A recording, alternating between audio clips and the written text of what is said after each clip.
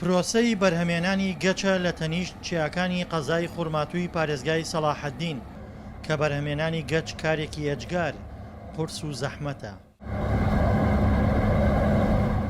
بەرد و خۆڵی چیاکان دەهێنرێت و لەم کارگەیە گەچی لێ بەرهەم دەهێنرێت. يبدأ عملية الإنتاج تفليش الحجر من الجبل. شاخەکان هەڵدەکۆڕێن و بەرد و خۆڵەکەی دەهێنرێت و لێرە لە بێژن دەدرێت. بەردە نەرم و زبرەکان لە یەکتری جا دەکرێنەوە.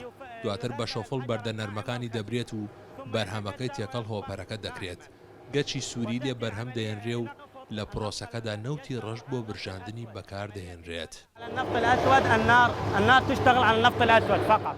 کارگەی بەرهەمێنانی گەچەکە نزیکە لە شاخەکانەوە و بە ئاسانی بەرد و خۆڵی شاخاوی دەگەێنرێتە کارگەکە. گەچی ئەم کارگەیە ڕەوانەی پارێزگا جیاوازەکانی عێراق دەکرێت.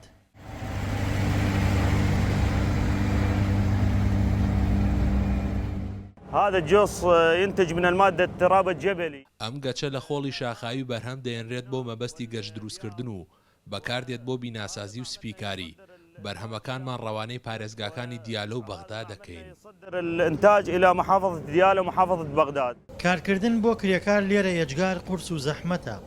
جیاواز لە گەرمی کارگەکە و پیسی ژینگەکەی ڕۆژانەش دەبێت 10 کاتژمێر کار بکەن. کەشی ئێرە تۆزێک بێزار و گەرمە، بەڵام شکر بۆ خوا پارەکەمان حەڵاڵە.